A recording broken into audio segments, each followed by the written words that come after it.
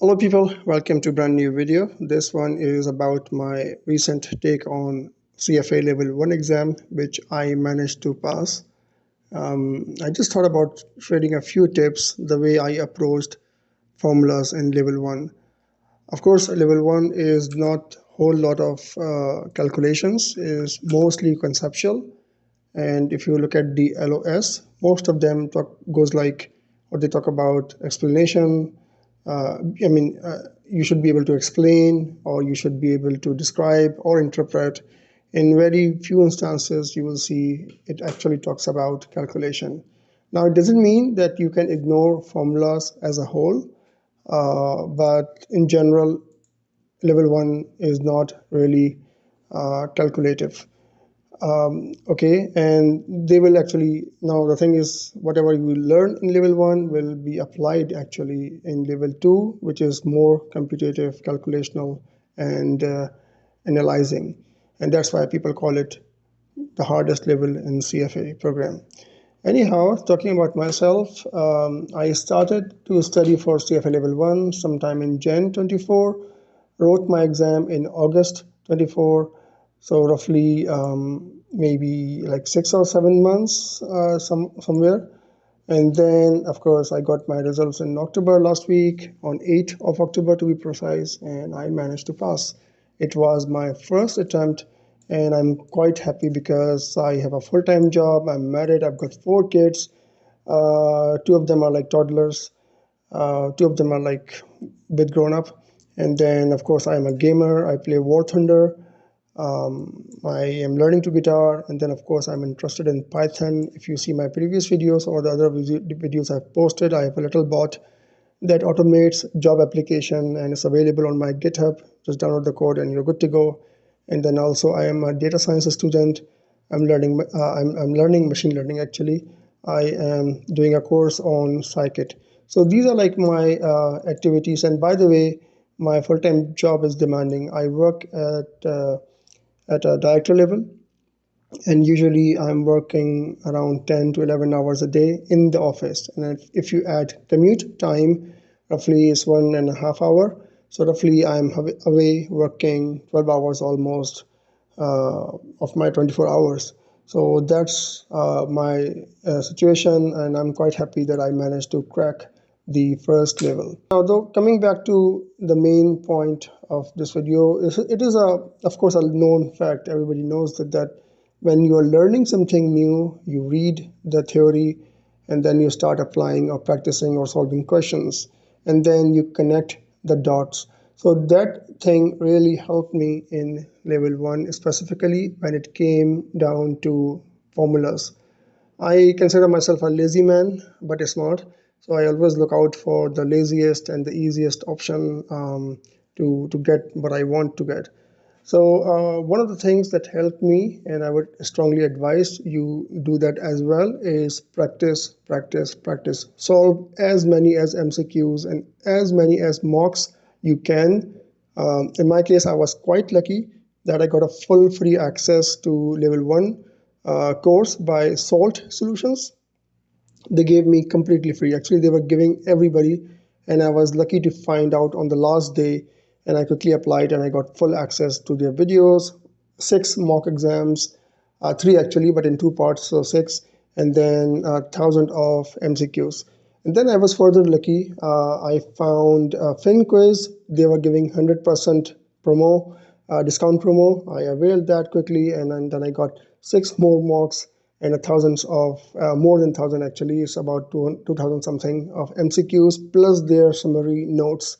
And then there was of course CFAI application, which I downloaded on my tablet and mobile. So even believe me, even if I was taking a shit, I was either flipping through the flashcards or I was doing MCQs. So that really helped me a lot to prepare for the exam. Now, one of the major point of this video is we know that in evolution, everything begins with water. Life began with water. In CFA, every goddamn thing begins with X bar or mean, or in simple word, average. Now, why this is important? Because first of all, this would be the first thing that you would read in quantitative method. And by the way, everybody, including myself, we would recommend you go through the quantitative method readings first and then other areas, because QM readings will establish the base for other topics that you would be studying, and I will demonstrate some of them in this video. So one of the first and earliest formulas you would see is x minus x bar over n, and the outcome would be mean absolute deviation. Now, if I go back to my argument of linking the dots, right? So how you can link the dots in this case? So if you look at this formula closely, and if you just square the delta or the difference between x minus x bar squared and then sum divided by n is the same formula, but you get population variance. And if you keep the same formula, everything the same except for one change where you do n minus 1, then the same goddamn thing becomes sample variance, or variance of several observations or samples. And then if you just do the square root, then the same formula becomes variance. Now it can be n minus 1, so it will be sample variance, and if it is n without this, so it will be population variance. Same formula, small and minor changes, and you're good to go. Now, other than this way of linking formulas, other than this, if you just keep this x minus x bar thing in your mind as excess return refers to any return which is above the risk-free rate, in simple words. So if you just keep this thing in your mind and remember it or lock it as excess return, it will make your life much easier when you would study CAPM, Sharper ratio, Jensen's alpha, and whatnot. I will show how. Before I go there, standard deviation in corporate finance means or refers to risk, and the mean talks about or refers to the return or the rate of return. So just keep this distinction in mind, and things would be easier for you. Now, before I talk about CAPM and how this excess return thing fits in there, this basic formula is quite helpful. I mean, this is a standard deviation formula, which is a square root of variance, and depending on n minus 1 or n, it can be standard deviation of population or sample. We have discussed that. But if you just change or replace x bar with a target rate, right? And in this case, it becomes target downside deviation. It's the same goddamn formula. You just change basically the percentage. I mean, x bar eventually could be a percentage, depending on, like, it could be average of 5 years return. So if you just change, the meaning of it or the name of it to target rate, it becomes your target downside deviation. It's the same formula. Similarly, if you use, let's say, a minimum threshold instead of x bar, I mean, just change the thing and call it minimum threshold, same formula or similar formula actually, you will have to replace n minus 1 with sigma or the standard deviation, and then it becomes safety first ratio, but essentially is very similar formula. Now again, using my argument or logic of x minus x bar, I told you guys to remember this as an excess return. We can see its application in CAPM. So CAPM is basically risk-free rate plus beta into excess return, which will be these two things. It can be anything in your question, so have a look and try. So it's basically excess return or any return above the risk-free rate into beta plus risk-free rate, and you get CAPM. And beta, by the way, remembering beta is very easy, is covariance over variance. So covariance over variance. And covariance, by the way, you can calculate using your BA2 calculator. It would be, you would have to enter data using a stats function, and data function, and then you will go to a stat functions, and there you would find R, regression, a standard deviation of X, a standard deviation of Y, and if you multiply these three, you will get covariance. Now, again, how you can link things. So we discussed that CAPM is basically excess return, which is essentially x minus x bar, or any percentage in there. It will be something like this. So it will be percentage return of investment one versus maybe return of the portfolio, for example, right? So you get your CAPM, or expected pricing of your equity or investment, whatever. Now, if you just now, by the way, if you go to the curriculum and all that books, you will see Jensen's alpha has a long formula, where essentially is CAPM. So alpha, which will be given in your question to the most part, at least in level 1. So you just take alpha plus CAPM and you get your Jensen's alpha. Ignore this, it's a typo. So you get your Jensen's alpha. And then how do you calculate your Sharpe ratio? Again, as I said, excess return over standard deviation, which is the risk. So how much of an excess return are you getting for the 1 unit of risk you're taking, right? So again, excess return there, excess return there, and that's why I'm saying it's quite important to keep this or memorize this as an excess return thing. And then also, if you look up the curriculum or any provider of your choice, they have a long formula for M2 or M square, but essentially it is risk-free rate plus Sharpe ratio into standard deviation of the benchmark. Now, benchmark could be anything. It could be a market rate or your hurdle rate. Just whatever given in the question, put it there in the formula, and you get an answer.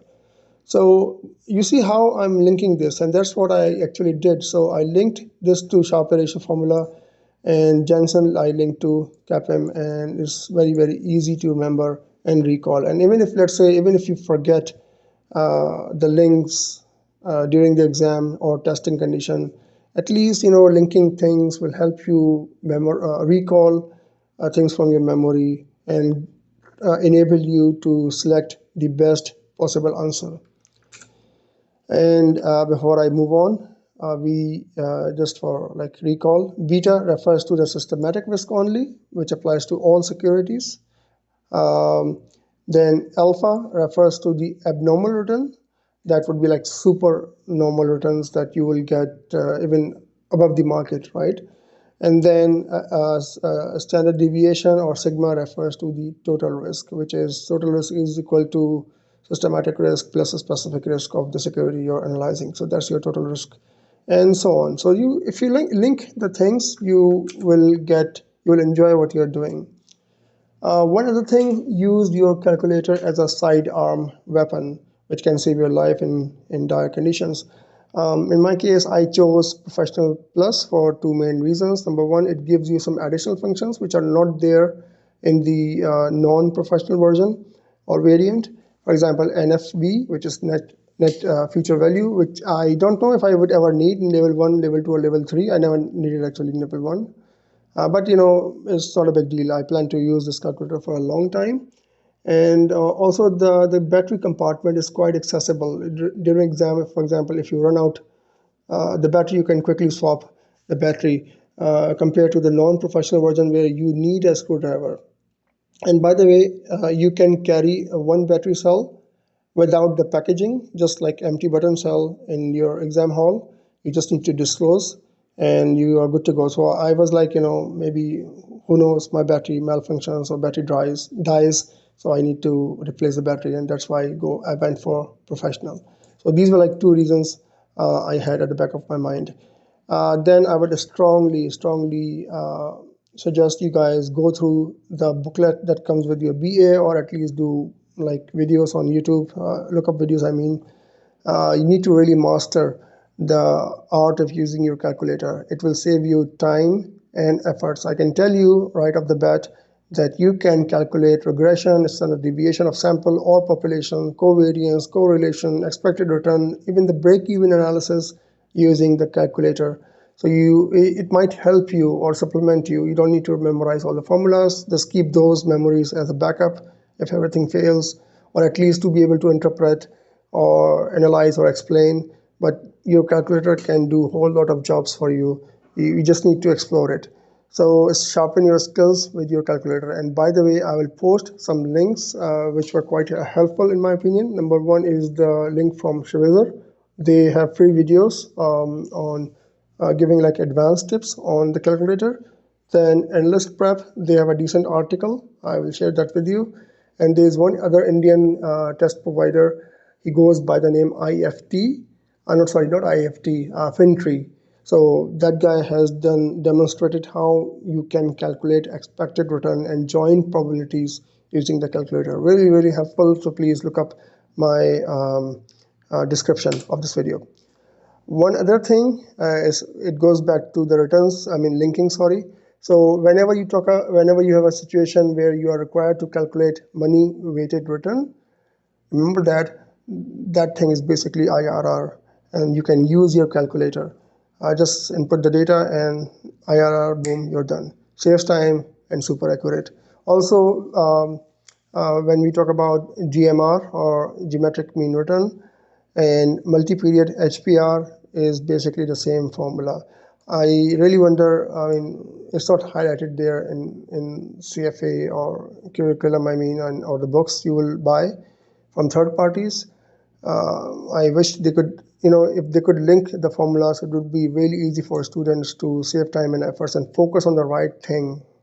We are living in generative AI times where if you just feed the data to goddamn AI tool, it does everything for you, all the calculations. Even it can write commentaries, by the way. You can just go on and try what I'm saying. So anyways, if they link the formulas, it would be super easy since they have not done it. So you have to identify patterns and identify formulas or equations, what fits where. So essentially, GMR and multi-period HPR are the same thing. I'm sorry. One other thing about DuPont analysis, it has in the books they have horrendous 5-stage or multi-stage, whatever stage formula. Essentially, it boils down to tax burden into interest burden. Calculate the formula yourself, like tax or EBT, tax over revenue, or net income over EBT, whatever the book is telling you. But essentially, it's tax burden into interest burden into EBIT margin into turnover and into financial leverage. This gives you DuPont. And if you expand the equation, you will see most of the things cancel out each other. And in the end, you're left with NI over EBT or EBIT. I forgot actually. But from my memory, this is the remainder. Essentially, in exam conditions, you can just keep this thing in your mind broadly, and you should be able to get the right answer in most cases. Actually, I tried and it was working for me.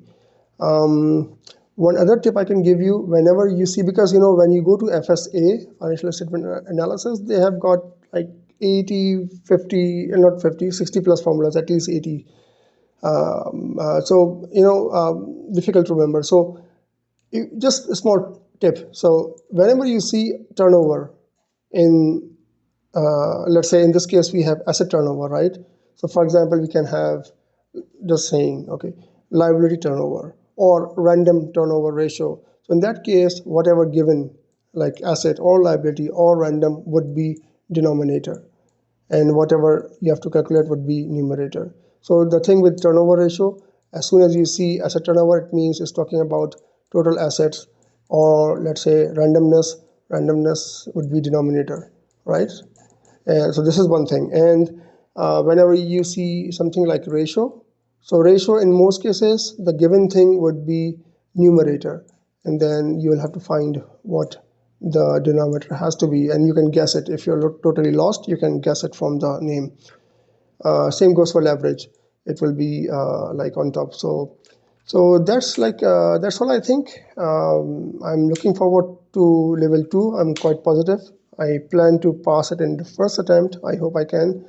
And for this, I'm doing a research on Reddit, of course, Google, and trying out trials from Shriver, IFT, and Mark Meldrum. I'm just going through their content to be able to finally decide which provider I would go for. And of course, I will use CFA curriculum as a backup or supplement, because they sometimes go into too deep thing that, as if you're doing PhD. So thanks for watching the video, and I hope you find my tips useful. See you soon. Bye.